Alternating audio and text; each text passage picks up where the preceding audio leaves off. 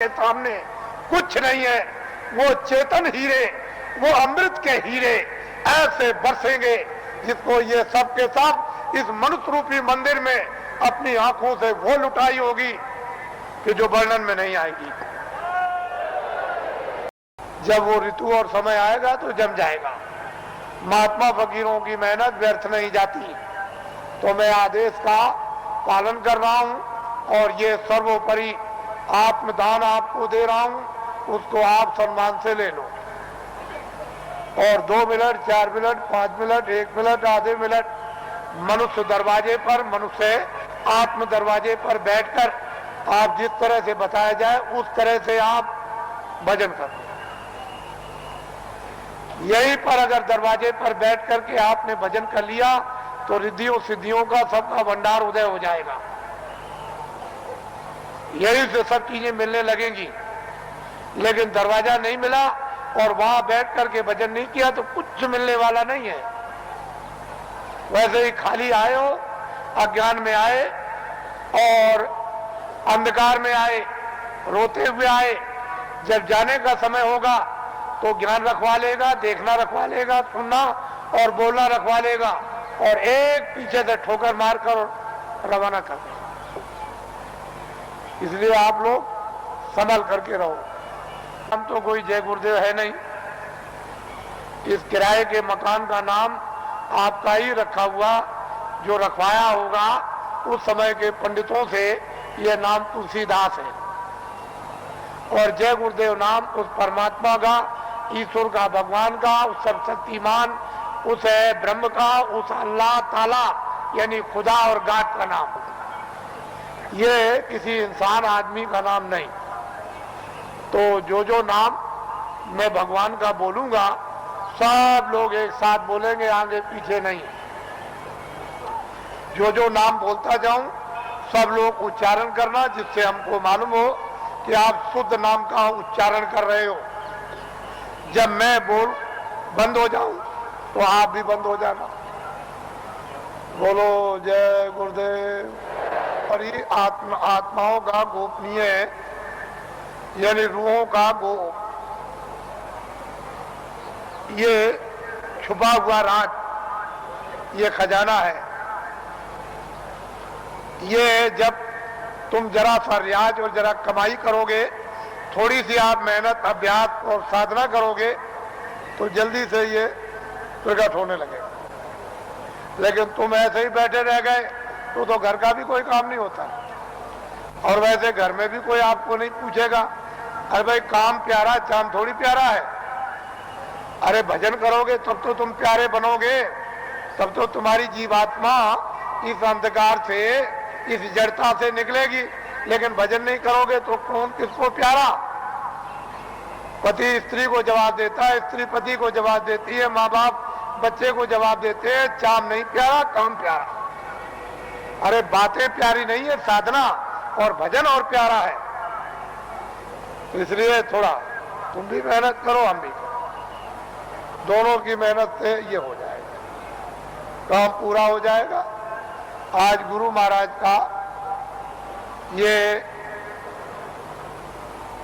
उनका पुण्य, जो संकल्प यहाँ छोड़ गए हैं, जो आशीर्वाद और आदेश जो दे गए हैं, ये सब उनकी चीज है।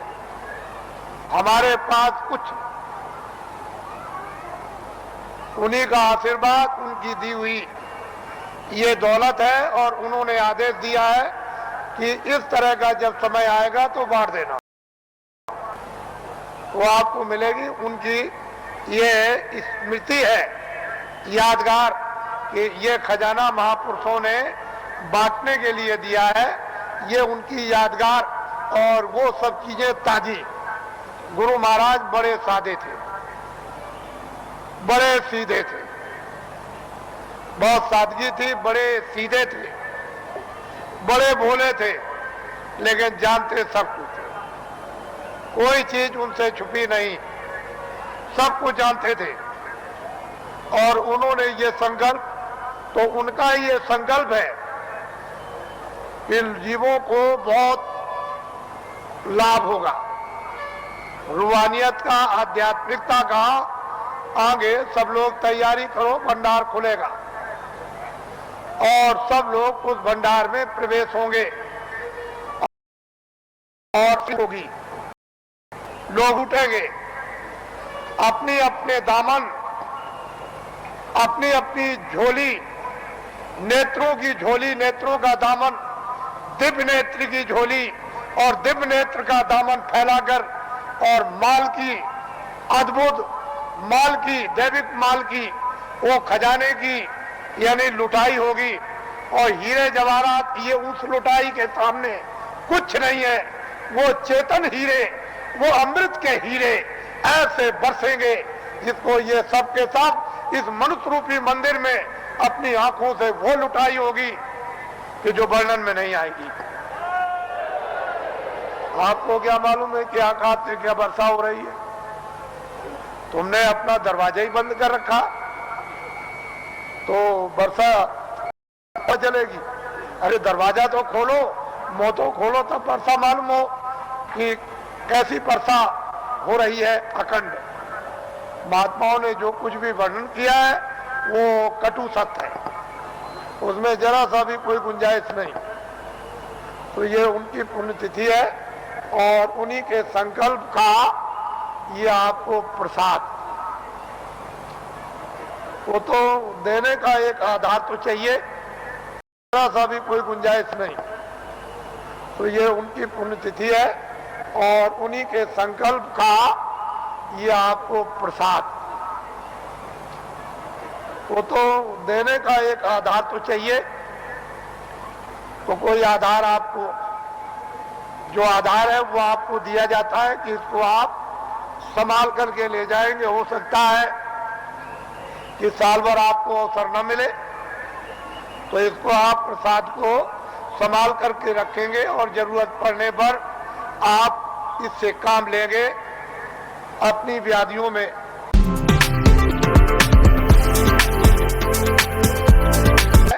कि हे मालिक, हमको कुछ नहीं चाहिए, जितने दुख हमारे कर्मों के हों वो जल्दी से जल्दी हमको दे दीजिए, लेकिन प्रार्थना यह है कि बर्दाश्त जरूर दीजिएगा और हमको आत्मधन लुटा दीजिए।